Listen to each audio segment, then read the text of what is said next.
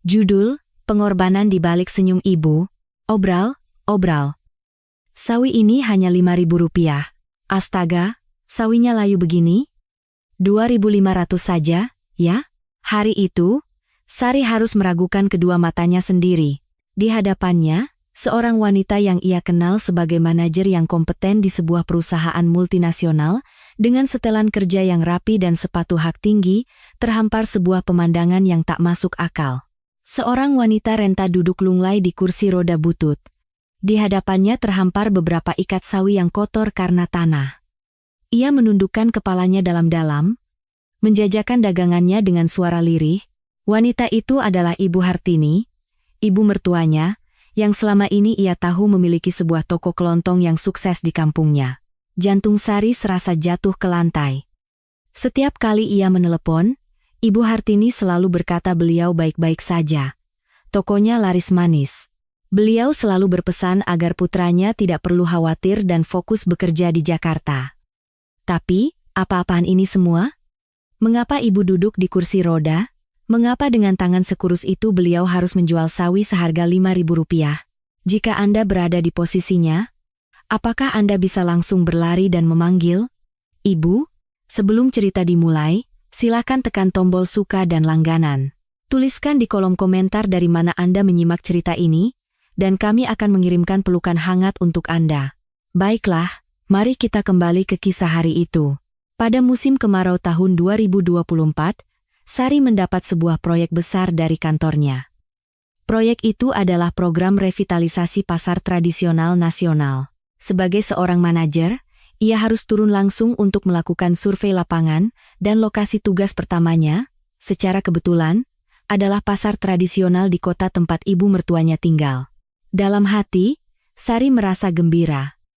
Ia membayangkan bisa bertemu langsung dengan ibu mertua yang selama ini hanya ia sapa lewat telepon. Perjalanan dinasnya terasa lebih ringan. Pagi itu, pasar tradisional benar-benar ramai.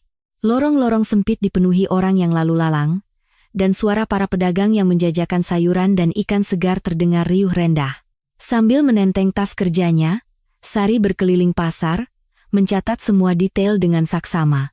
Sambil berjalan hati-hati agar sepatu hak tingginya tidak kotor, ia tersenyum membayangkan akan memberi kejutan untuk sang ibu mertua di tokonya setelah pekerjaannya selesai.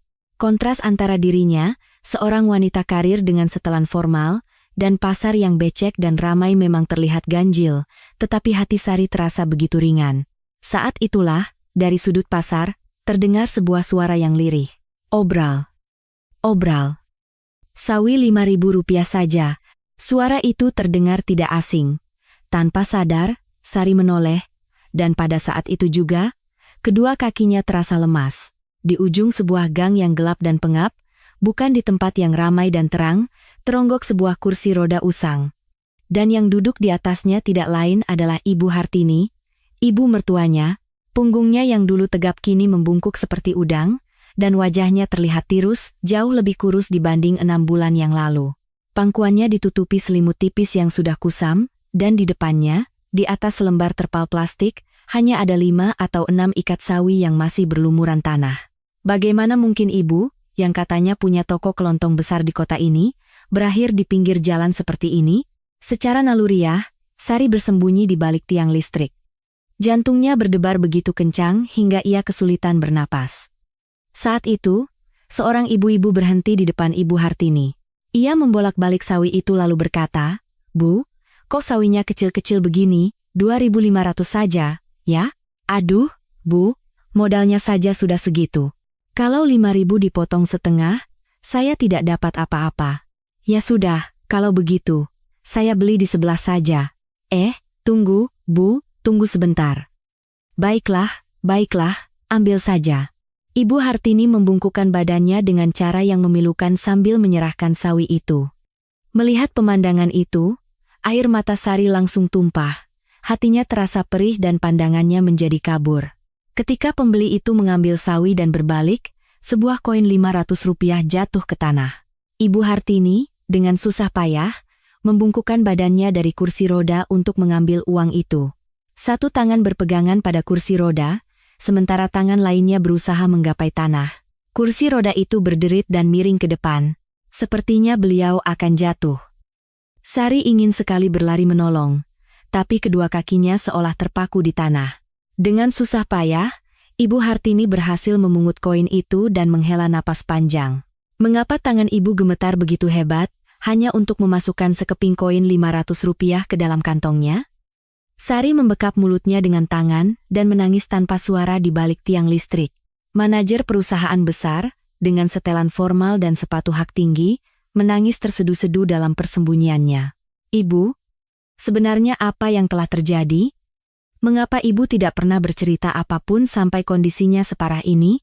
Sambil bersembunyi, Sari menyeka air matanya dengan tangan yang gemetar. Ia tidak bisa percaya. Apakah wanita yang duduk di kursi roda dan menjual sawi seharga Rp5.000 ini benar-benar Ibu Hartini, ibu mertuanya?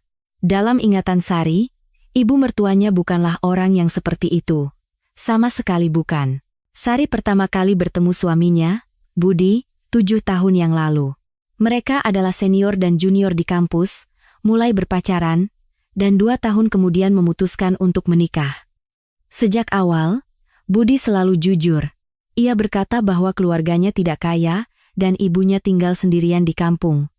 Sari tidak pernah mempermasalahkannya. Baginya, yang penting adalah kepribadian Budi, bukan latar belakang keluarganya. Namun, setelah menikah, Ibu Hartini ternyata sangat berbeda dari yang Sari bayangkan. Katanya miskin. Tetapi setiap lebaran beliau selalu datang ke Jakarta dengan membawa banyak barang.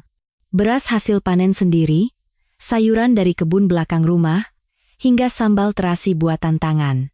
Beliau tidak pernah datang dengan tangan kosong. Bukan hanya itu, saat acara akikah anak-anak mereka, beliau bahkan memberikan gelang emas. Sari pernah menelepon dengan nada khawatir. Ibu, apa tidak terlalu berlebihan? Pasti repot sekali menyiapkan semua ini untuk kami. Aduh, bicara apa kamu ini? Ibu sekarang buka toko kelontong di kota. Usahanya lancar. Jadi ibu punya uang lebih. Benarkah, Bu? Tapi tetap saja, jangan terlalu memaksakan diri. Sudah, kamu sebagai menantu hemat-hemat saja. Ibu punya banyak uang. Tawa renyah beliau saat itu masih terngiang jelas di telinga Sari. Sari percaya sepenuhnya pada kata-kata itu. Ia berpikir, meskipun ibu mertuanya tidak kaya, setidaknya beliau hidup berkecukupan. Suaminya, Budi, juga tidak pernah berkata apa-apa, jadi Sari merasa tenang. Setiap kali mereka memberinya uang saat lebaran, Ibu Hartini selalu menolaknya dengan keras. Untuk apa kasih ibu uang? Uang itu pakai untuk biaya sekolah anak-anak, ibu bisa urus diri sendiri. Mendengar itu, Sari berpikir dalam hati, sungguh wanita yang hebat. Ibu mertuaku bekerja begitu keras agar tidak merepotkan anak-anaknya. Ia bahkan merasa hormat. Tetapi jika dipikir-pikir sekarang, apakah semua itu hanya sandiwara? Apakah semua itu kebohongan yang Ibu Hartini ciptakan seorang diri, agar menantunya tidak merasa terbebani dan putranya tidak merasa bersalah? Mungkin kata tidak apa-apa dari Ibu Hartini sebenarnya adalah jeritan minta tolong. Kenapa ia tidak menyadarinya lebih awal? Hati Sari terasa begitu berat. Tiba-tiba, ia tersadar dan mengangkat kepalanya. Ibu Hartini sedang merogoh sakunya dengan susah payah. Yang beliau keluarkan adalah kantong obat yang sudah lecek. Beliau melihat sekeliling, lalu menelan obat itu tanpa seteguk air pun. Melihatnya menelan obat pahit itu hanya dengan air liur, hati Sari terasa seperti ditusuk belati. Ibu, obat apa itu? Mengapa ibu meminumnya tanpa air? Sari berdiri di sana untuk waktu yang lama. Ia ingin sekali berlari dan memeluk ibunya. Tetapi ia tidak bisa. Sore itu, ia ada rapat dengan perwakilan dari pemerintah daerah, dan jabatannya sebagai manajer memaksanya untuk menyeka air mata dan kembali bekerja. Sari menyeka matanya dengan tangan gemetar dan memaksakan diri untuk melangkah pergi. Namun, seluruh pikirannya tertuju pada sang ibu yang duduk sendirian di sudut pasar. Rapat berlangsung hampir 2 jam. Saat presentasi dan membolak-balik dokumen, bayangan Ibu Hartini tidak pernah hilang dari benaknya. Punggungnya yang bungkuk di kursi roda, tubuhnya yang membungkuk untuk memungut koin Rp500, semua itu terus terbayang di depan matanya. Begitu rapat selesai, Sari segera mengeluarkan ponselnya dengan tangan gemetar. Ia menekan nomor ibu mertuanya, menarik napas dalam-dalam, lalu menelepon, nada sambung berbunyi panjang. 1 kali, 2 kali, 3 kali. Tepat saat ia khawatir panggilannya tidak akan dijawab, terdengar suara bising dan suara Ibu Hartini dari seberang. Halo? Ibu, ini Sari. Ibu sekarang ada di mana? Oh, Ibu di toko. Lagi banyak pembeli, jadi agak berisik. Ada apa? Dari seberang telepon, suara teriakan pedagang lain terdengar jelas.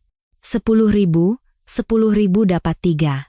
Ayo mampir, lihat-lihat dulu, itu jelas sekali suara keramaian pasar. Namun, Sari berpura-pura tidak tahu. Ibu, hari ini saya ada tugas di kota ini. Kalau ibu ada waktu, saya mau mampir sebentar. Boleh saya ke toko? Tiba-tiba, terdengar suara gemerisik dari seberang. Suara Ibu Hartini yang buru-buru menutupi mikrofon ponselnya dengan tangan. Sesaat kemudian, suaranya kembali terdengar dengan nada yang lebih tinggi dan panik. Apa? Di kota ini? Jangan ke sini. Rumah berantakan. Ibu belum bersih-bersih. Bagaimana bisa menerima menantu? Malu ibu? Tidak apa-apa, Bu. Saya tidak peduli soal itu. Jangan. Begini saja. Kita bertemu untuk makan malam. Kamu tahu restoran sederhana di pusat kota, kan? Kita bertemu di sana jam 6. Suaranya yang berusaha keras menolak membuat hati Sari terasa sakit. Apa yang sedang ibu sembunyikan? Atau apa yang sedang berusaha beliau lindungi? Sari menelan kembali emosi yang meluap di dadanya dan menjawab. Baik, Bu. Saya mengerti. Kalau begitu, kita bertemu jam 6 di restoran sederhana. Iya. Selesaikan pekerjaanmu baik-baik. Nanti malam kita makan enak. Setelah telepon ditutup, Sari menggenggam erat ponselnya dan terdiam untuk waktu yang lama. Beliau bilang ada di toko. Beliau bilang berisik karena banyak pelanggan. Sari tahu semua itu bohong. Tapi kenapa ia tidak sanggup mengatakannya?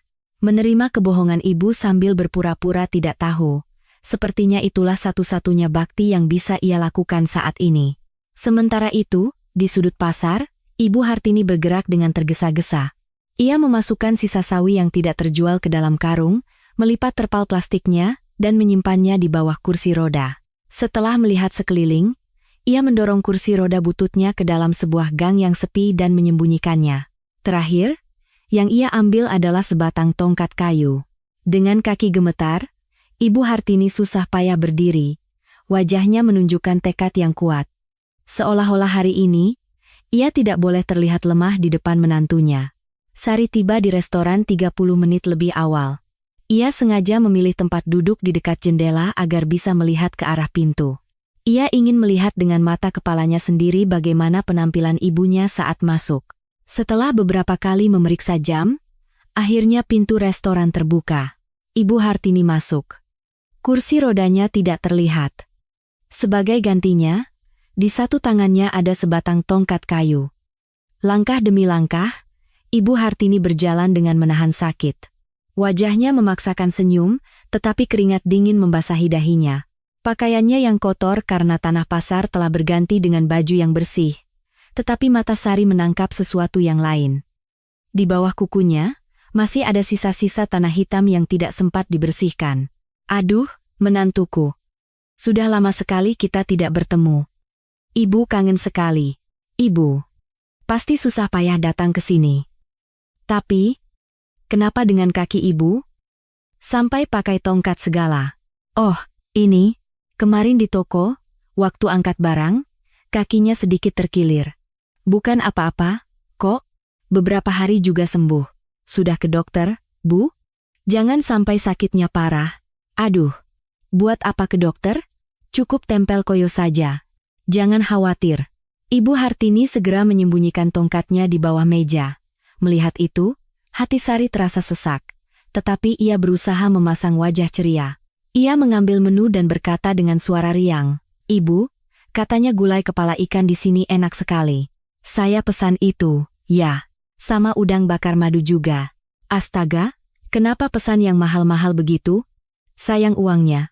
Pesan sayur asem saja sudah cukup. Bu, Kan kita jarang-jarang bertemu, Ibu harus makan yang enak. Ini keinginan saya, Bu.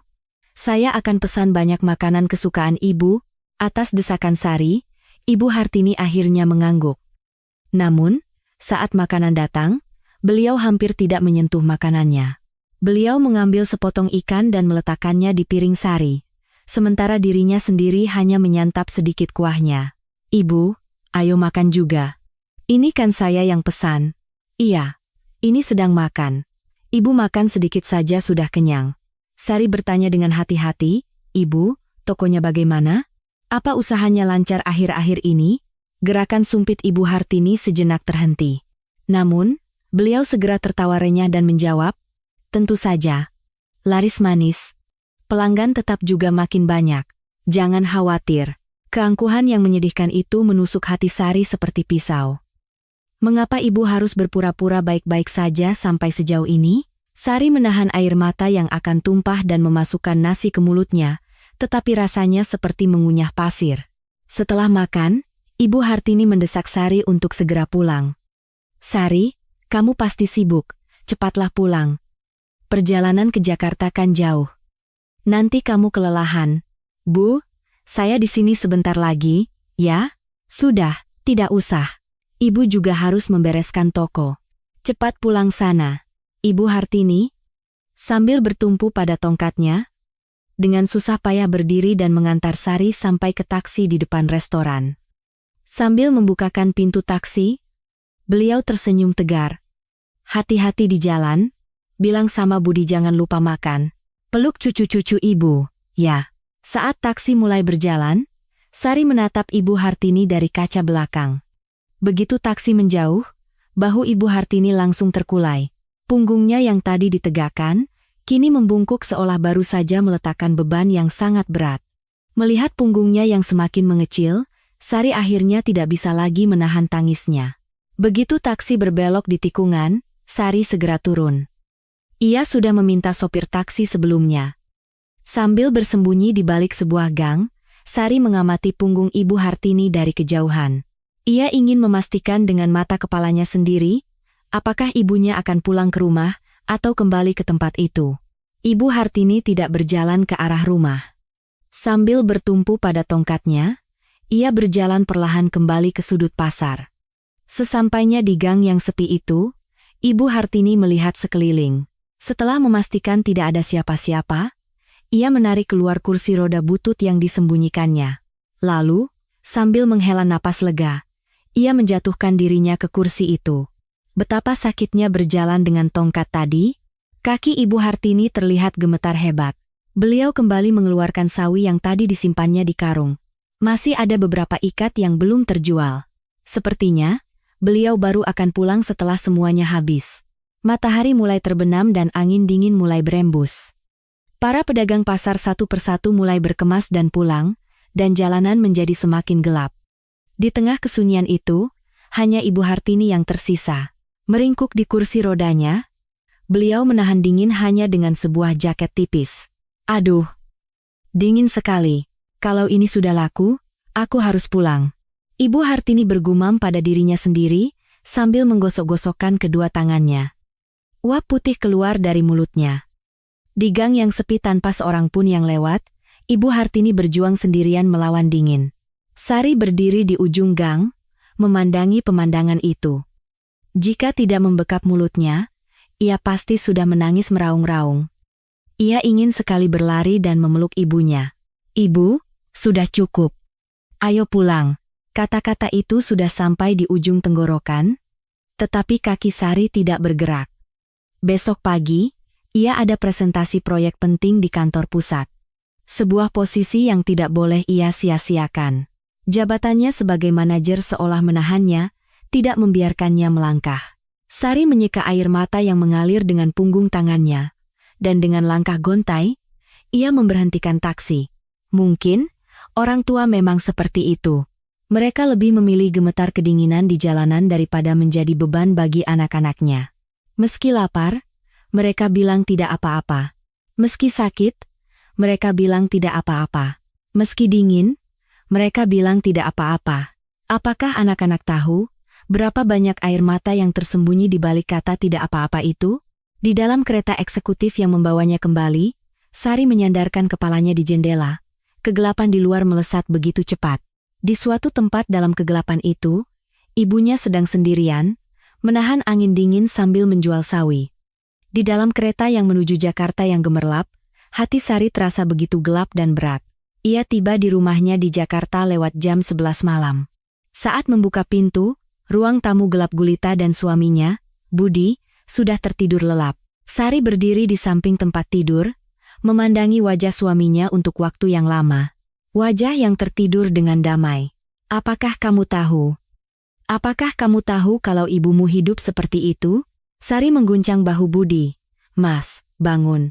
Ada yang mau aku bicarakan. Budi terbangun, mengucek matanya, dan duduk. Begitu melihat wajah istrinya, ekspresinya langsung berubah kaku. Tatapan mata Sari berbeda dari biasanya. Ada bekas air mata yang jelas di wajahnya, dan di dalam matanya yang sembab, terpancar sorot yang dingin dan tajam. Melihat ekspresi istrinya, Budi langsung terduduk tegak. Ada apa? Tanyanya sebelum Sari sempat bicara. Mas, apa kamu tahu ibumu hidup seperti itu? Hidup seperti apa? Maksudmu? Budi hanya bisa mengerjapkan matanya. Sama sekali tidak mengerti. Ibu kan punya toko di kampung. Dan usahanya lancar. Kepala Budi dipenuhi tanda tanya. Sari mengeluarkan ponselnya dengan tangan gemetar. Setelah beberapa kali menyentuh layar, ia menyodorkannya ke hadapan Budi. Setelah melihat foto ini, apa kamu masih tidak mau bicara? Saat mata Budi tertuju pada layar, wajahnya langsung pucat pasi. Di dalam foto itu, ada sebuah kursi roda butut. Di atasnya, seorang wanita duduk lunglai, menjual sawi yang kotor.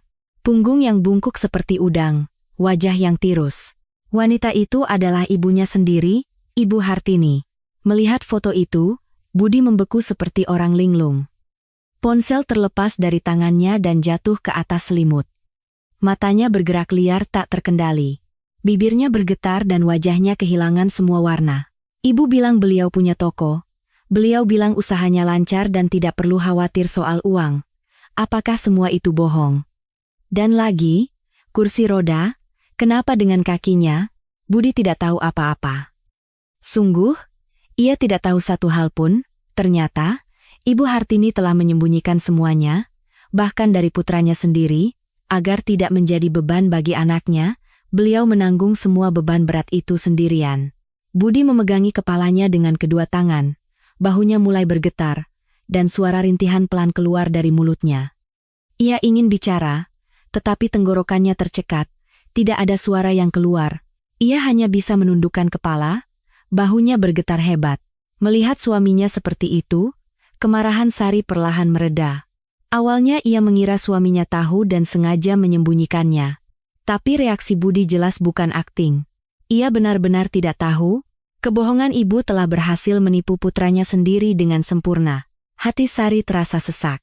Kemarahannya pada sang suami kini telah berubah menjadi iba.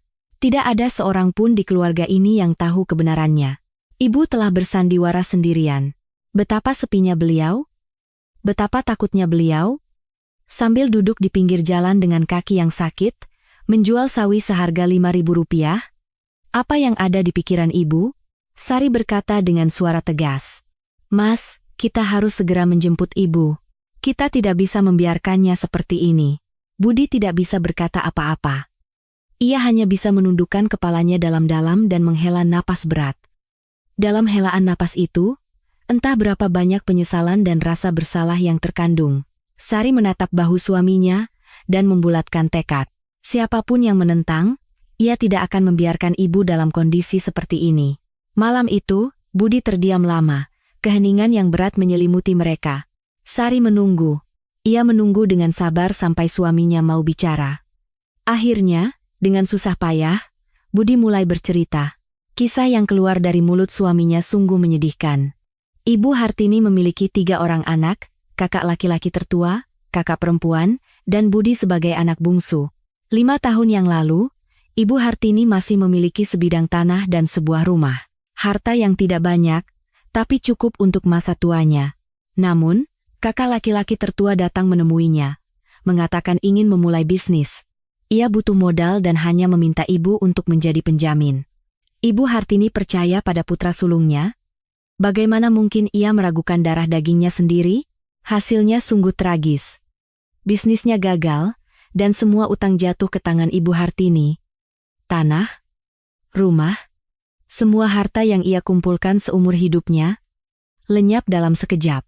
Kakak laki-laki tertua kabur untuk menghindari penagih utang, dan sejak itu tidak pernah ada kabar, seolah tidak peduli apa yang terjadi pada ibunya. Bagaimana dengan kakak perempuannya? Ketika Ibu Hartini jatuh miskin, ia berhenti berkunjung. Pikirnya, untuk apa datang kalau tidak punya uang? Saat Lebaran atau hari ibu, bahkan tidak ada satu panggilan telepon pun. Mungkinkah anak kandung bisa berbuat seperti ini? Budi tahu semua ini, tetapi ia tidak sanggup menceritakannya pada istrinya. Ia tahu ibunya kesulitan karena ulah kakaknya. Tapi sebagai seorang karyawan biasa, apa yang bisa ia lakukan? Ia malu dengan ketidakmampuannya dan takut membebani istrinya. Jadi, ia berpura-pura tidak tahu, dan berpura-pura percaya pada kata tidak apa-apa dari ibunya. Sari tidak habis pikir. Putra sulung menghabiskan harta ibunya lalu kabur. Anak perempuan memalingkan muka karena ibunya tidak punya uang.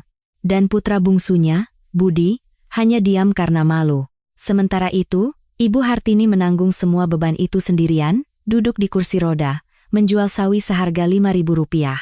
Menantu yang tidak punya hubungan darah ini justru meneteskan air mata yang lebih panas daripada anak-anak kandungnya. Betapa kosongnya arti sebuah keluarga, sesuatu bergejolak di dalam dada Sari. Entah itu amarah, kesedihan, atau tekad, sebuah emosi panas yang tidak bisa ia jelaskan. Sari bangkit berdiri. Sambil mengepalkan kedua tangannya, ia menatap suaminya dan berkata dengan tegas, "Aku tidak peduli dengan kakak-kakakmu. Aku yang akan menjemput ibu." Budi tidak bisa berkata apa-apa. Ia hanya bisa mengangguk. Di matanya, ada campuran rasa bersalah dan terima kasih. Sabtu pagi itu, Sari bangun subuh-subuh. Ia membangunkan suaminya, menyuruhnya masuk ke mobil, dan melaju di jalan tol menuju kampung halaman mereka. Tatapan mata Sari yang memegang kemudi lurus ke depan, tanpa goyah. "Ibu, aku tidak akan membiarkan ibu sendirian lagi." Cahaya matahari pagi menerobos masuk melalui jendela mobil. Mereka tiba di rumah masa kecil Budi sekitar jam 9 pagi. Berdiri di depan gerbang tua itu, Sari dan Budi terdiam untuk waktu yang lama. Gerbang dengan cat yang mengelupas, tembok yang retak, pot-pot bunga kosong yang berserakan di halaman. Rumah ibu sangat berbeda dari yang ada dalam ingatan Sari. "Mas, pintunya terkunci." "Kamu tahu di mana kuncinya?" "Di bawah pot bunga itu. Dulu ibu selalu menyembunyikannya di sana." Budi mengangkat sebuah pot yang pecah, dan di bawahnya ada sebuah kunci berkarat. Saat membuka pintu yang berderit dan melangkah masuk, napas Sari tercekat. Ruangan di dalam terasa sangat dingin. Jelas sekali pemanas tidak pernah dinyalakan. Udara dingin yang menusuk hingga membuat napas mereka beruap menyelimuti keduanya. "Ya Tuhan, bagaimana ibu bisa tinggal di tempat sedingin ini?" Suara Budi serak. Pemandangan di dalam ruangan sungguh memprihatinkan. Di salah satu sudut, tumpukan bungkus mie instan menggunung. Di sebelahnya, kantong-kantong obat berserakan. Saat membuka tutup penanak nasi, mereka menemukan nasi yang sudah menguning dan mengeras. Sudah berapa hari ibu tidak makan dengan layak? Saat Sari melihat sekeliling, ia menemukan sesuatu di bawah lemari. Sebuah kotak biskuit tua. Ia mengeluarkan kotak yang sudah berdebu itu, dan saat membukanya, matanya terbelalak. "Mas, lihat ini." Di dalam kotak itu penuh dengan lembaran uang yang terlipat-lipat. Uang 1.000-an, 5.000-an, dan sesekali 10.000-an. Lembaran uang yang lusuh dan lecek diikat dengan karet gelang dan ditumpuk rapi. Dan di bawahnya, ada sebuah buku catatan usang. Itu adalah buku catatan keuangan. Sari membuka buku itu dengan tangan gemetar. Tulisan tangan yang tidak beraturan memenuhi halaman-halamannya. Uang kuliah cucu, Putri, 50 juta. Uang les cucu, Dita, 10 juta. Tambahan untuk cicilan mobil Budi, 20 juta. Hadiah ulang tahun menantu, Sari, 3 juta. Setiap baris yang ia baca, air mata Sari menetes. Uang yang ibu dapatkan dengan menyeret tubuhnya yang sakit di pasar, tidak sepeser pun ia gunakan untuk dirinya sendiri. Semuanya ia kumpulkan untuk anak dan cucunya. Mas, di mana biaya operasi ibu? Kenapa tidak ada satu baris pun untuk dirinya sendiri? Apa, biaya operasi? Kenapa tidak ada sepeser pun yang beliau catat untuk biaya pengobatannya sendiri? Budi mengambil buku catatan itu. Ia membolak-balik halamannya, lagi dan lagi. Tapi tidak ada satupun pos pengeluaran untuk Ibu Hartini sendiri. Hanya ada catatan uang untuk anak, cucu, dan menantunya. Sari terduduk di lantai dan menangis terseduh-seduh. Ibunya telah menghemat uang untuk operasinya sendiri demi mengumpulkan uang untuk anak-anaknya. Dengan kaki yang sakit, duduk di kursi roda menjual sawi, beliau justru mengkhawatirkan biaya sekolah cucu-cucunya. Inikah cinta seorang ibu? Inikah hati seorang orang tua? Saat itu, terdengar suara berderit dari luar gerbang. Suara roda kursi roda. Mata Sari dan Budi serentak menoleh ke arah pintu. Suara roda kursi roda yang berderit semakin dekat. Gerbang tua itu terbuka, dan Ibu Hartini perlahan masuk.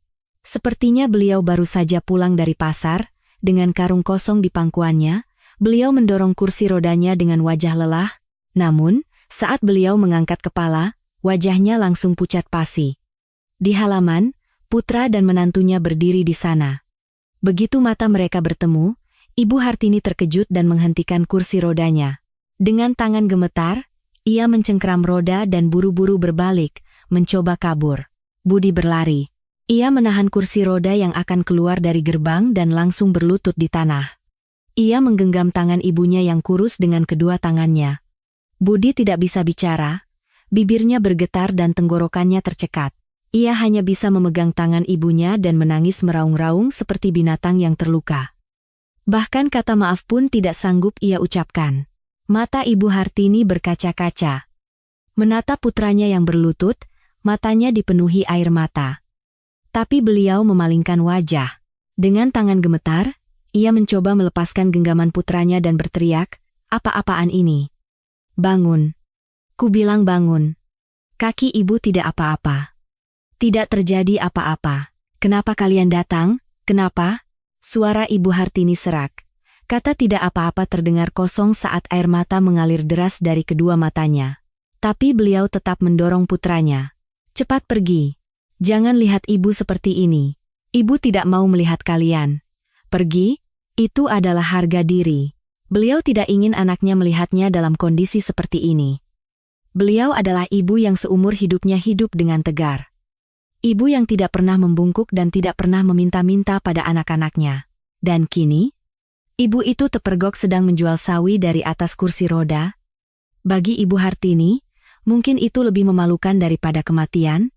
Budi tidak melepaskan tangan ibunya. Sambil berlutut, ia menundukkan kepalanya ke tanah, bahunya bergetar. Itu adalah tangisan pertama seorang putra dewasa yang pernah dilihatnya. Wajah Ibu Hartini berubah pilu. Sambil mendorong putranya, betapa besar keinginannya untuk memegang tangan itu. Saat itulah, Sari yang sejak tadi hanya memperhatikan, perlahan berjalan mendekat, berdiri di depan Ibu Hartini. Sari tanpa kata langsung berlutut. Ia berlutut di tanah yang kotor dan menatap ibu mertuanya. Mata Ibu Hartini terbelalak. Menantunya berlutut di tanah yang kotor. Celana bahan formal Sari kini kotor karena tanah. Seorang manajer perusahaan besar, lulusan universitas ternama, berlutut di halaman rumah reyot di kampung. Ibu Hartini terkejut dan mengibaskan tangannya. "Apa yang kamu lakukan? Cepat bangun. Ku bilang bangun. Ibu, ayo ikut kami pulang." "Tidak mau. Ibu tidak akan pergi." Suara Ibu Hartini terdengar tajam dan pecah. Tangannya yang mencengkeram pegangan kursi roda semakin kuat. Matanya penuh air mata. Tetapi beliau tetap menegakkan kepala dan bertahan. "Aku tidak mau jadi beban kalian. Biarkan aku mati di sini. Kumohon, pergilah. Biarkan aku sendiri. Hidupku biar aku yang urus. Aku tidak akan pernah menjadi mertua yang merepotkan menantu. Lebih baik aku mati." Penolakan yang keras itu membuat hati Sari terasa hancur. Harga diri. Itulah ibu yang telah hidup tegar seumur hidupnya. Harga diri yang keras kepala, yang lebih memilih kelaparan daripada meminta pada anaknya. Apakah ada cara untuk meluluhkan itu? Sari sejenak menundukkan kepala. Dan saat ia mengangkat kepalanya lagi, air mata mengalir dari matanya. Dengan suara gemetar, Sari membuka mulutnya. Ibu, saya datang bukan untuk berbakti. Apa? Saya juga tidak datang untuk menanggung beban. Saya datang untuk meminta tolong. Mata Ibu Harting bergetar. Meminta tolong? Minta tolong apa? Sari meletakkan kedua tangannya di tanah yang kotor dan menundukkan kepala. Ibu, tolong selamatkan saya. Apa katamu? Kalau Ibu hidup seperti ini di sini, saya akan hidup sebagai pendosa seumur hidup saya. Bahu Sari mulai bergetar. Tangis yang ditahannya akhirnya pecah. Setiap kali makan, tenggorokan saya akan terasa seperti ada duri.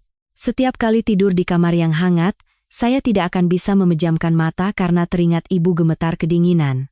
Setiap kali makan makanan enak, saya akan teringat Ibu hanya makan mie instan dan tidak akan bisa menelan satu suap pun. Bibir Ibu Hartini bergetar. Setiap kata yang diucapkan menantunya terasa seperti paku yang menancap di jantungnya. Saya egois, Bu. Saya mengajak Ibu ikut bukan karena mau berbakti, tapi agar saya bisa hidup tenang. Saya tidak bisa pura-pura tidak tahu setelah melihat kondisi Ibu. Kalau begitu, saya bukan manusia lagi. Sari mengangkat kepala dan menatap ibu mertuanya. Dengan wajah yang basah oleh air mata, ia memohon dengan sungguh-sungguh. Jadi, tolong buat hati saya tenang, tolong selamatkan saya, Bu, kumohon. Bukan bakti seorang menantu yang meluluhkan hati mertua yang keras kepala itu, melainkan sebuah permohonan yang tulus. Bukan aku ingin merawatmu, melainkan, tolong selamatkan aku. Pembalikan perspektif itulah yang meruntuhkan dinding kokoh di hati Ibu Hartini. Wajah Ibu Hartini berubah pilu. Air mata yang ditahannya tumpah ruah seperti bendungan yang jebol.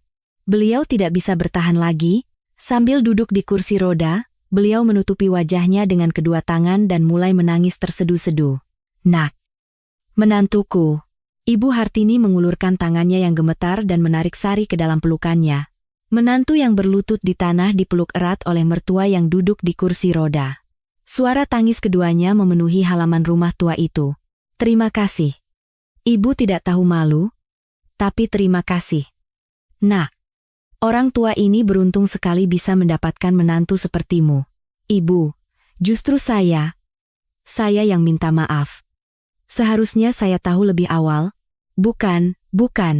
Ibu yang menyembunyikannya. Kamu tidak salah apa-apa? Ibu yang bodoh. Budi memperhatikan ibu dan istrinya yang saling berpelukan dan menangis dari kejauhan, air mata juga mengalir tanpa henti dari matanya. Angin dingin berembus, tetapi udara yang menyelimuti ketiga orang itu terasa lebih hangat dari sebelumnya. Setelah tangis mereda, Sari dengan hati-hati mendorong kursi roda Ibu Hartini. Beliau tidak lagi menolak. Budi membantu ibunya masuk ke kursi belakang mobil. Pintu mobil tertutup, dan Sari duduk di kursi pengemudi. Mesin mobil menyala dan mobil perlahan bergerak. Sari melirik ke kaca spion. Di dalam cermin, rumah tua itu semakin mengecil.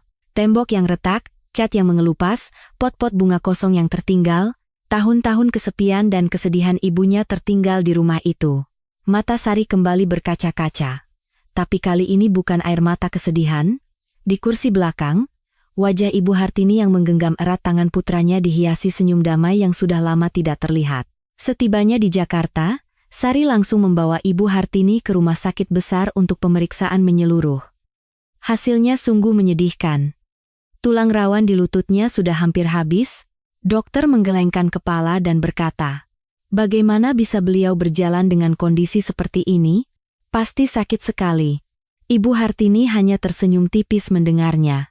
Operasi penggantian sendi lutut diperlukan. Biayanya tidak sedikit. Begitu mendengarnya, Ibu Hartini langsung menggelengkan kepala. Operasi apa? Di usiaku yang sekarang, untuk apa operasi? Sayang uangnya. Ibu bicara apa? Tentu saja ibu harus dioperasi. Dari mana uang sebanyak itu? Tidak usah. Cukup tempel koyo saja nanti sembuh. Ibu, gaji saya besar. Tolong jangan khawatirkan soal uang. Uang biar saya yang urus. Ibu fokus saja pada penyembuhan. Mendengar suara tegas Sari, Ibu Hartini tidak bisa menolak lagi. Tanggal operasi pun ditentukan. Operasi berjalan sukses. Namun, perjuangan yang sesungguhnya baru dimulai. Terapi rehabilitasi dimulai.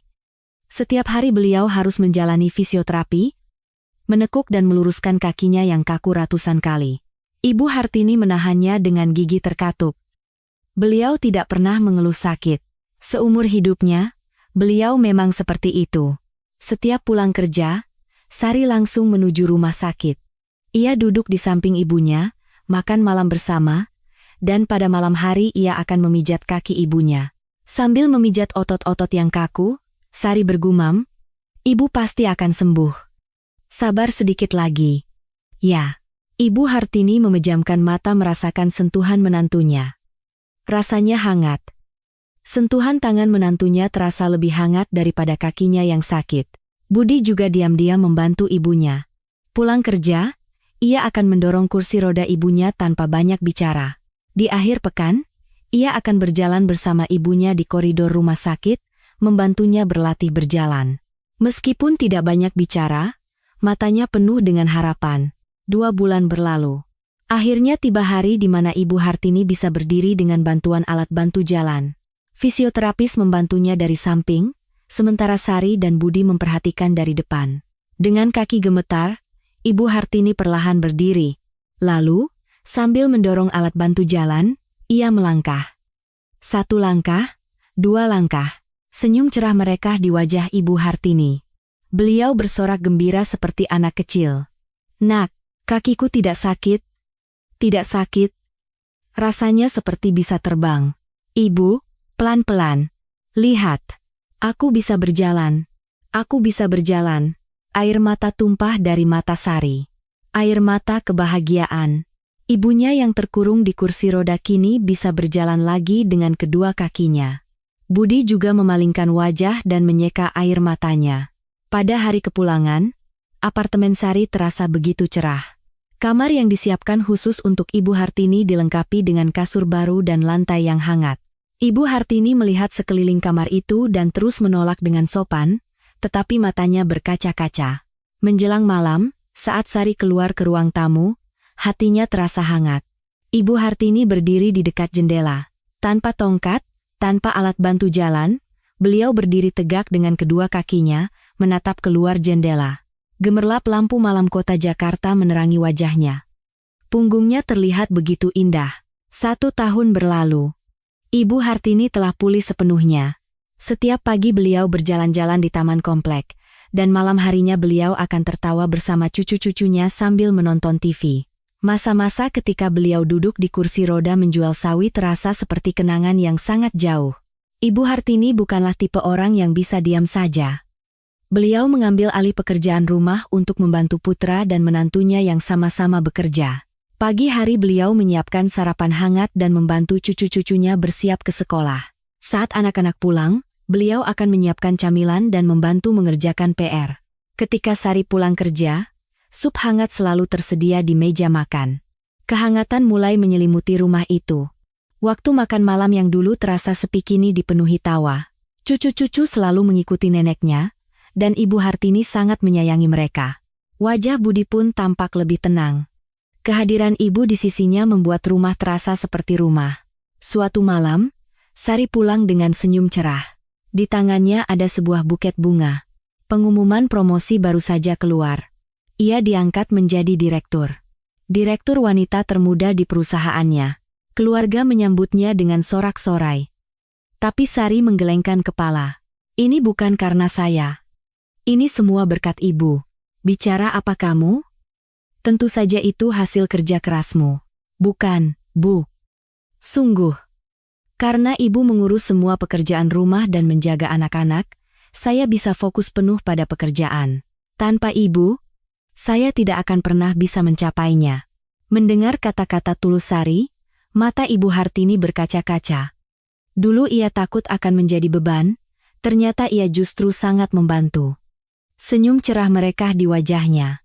Di akhir pekan itu, seluruh keluarga berkumpul di meja makan. Meja makan itu penuh dengan masakan buatan tangan Ibu Hartini, sayur lodeh yang masih mengepul, ikan goreng yang gurih, dan urap yang renyah. Meskipun tidak mewah, meja itu penuh dengan cinta. Cucu-cucu berceloteh, Budi melontarkan lelucon, dan Sari tertawa terbahak-bahak. Ibu Hartini memandangi mereka dengan senyum puas. Sari tiba-tiba menyadari arti bakti yang sesungguhnya. Bukan sesuatu yang muluk-muluk, bukan hadiah mahal, perjalanan ke luar negeri, atau uang yang banyak. Cukup dengan makan bersama seperti ini, berbagi cerita sambil tertawa. Itu sudah lebih dari cukup. Dan bakti bukan hanya untuk orang tua. Setelah merawat ibunya, justru Sari sendiri yang menjadi lebih bahagia. Rumah menjadi lebih hangat, hati menjadi lebih tenang, dan hidup menjadi lebih kaya. Bakti, pada akhirnya, juga untuk diri sendiri. Ibu Hartini mengambil sepotong daging ikan, memisahkannya dari tulang, dan meletakkannya di atas nasi Sari. Seperti biasa, beliau membersihkannya dengan sangat teliti tanpa satu pun duri yang tersisa. Menantuku, makan yang banyak, kamu kelihatan kurusan akhir-akhir ini. Mata Sari berkaca-kaca. Air mata yang keluar karena bahagia. Apartemen seluas 90 meter persegi itu terasa lebih luas dari rumah 900 meter persegi. Karena di dalamnya, penuh dengan cinta. Saudara-saudari sekalian, keluarga adalah sesuatu yang unik. Saat dekat, kita sering tidak menyadarinya, tetapi baru merasakan betapa berharganya setelah berjauhan. Jika cerita hari ini berhasil menghangatkan sudut hati Anda, itu sudah lebih dari cukup bagi kami. Jika Anda menyukai cerita hari ini, jangan lupa untuk menekan tombol suka dan langganan, serta bagikan kepada orang-orang di sekitar Anda. Terima kasih telah menyimak cerita yang panjang ini sampai akhir. Sampai jumpa lagi di kisah hangat berikutnya.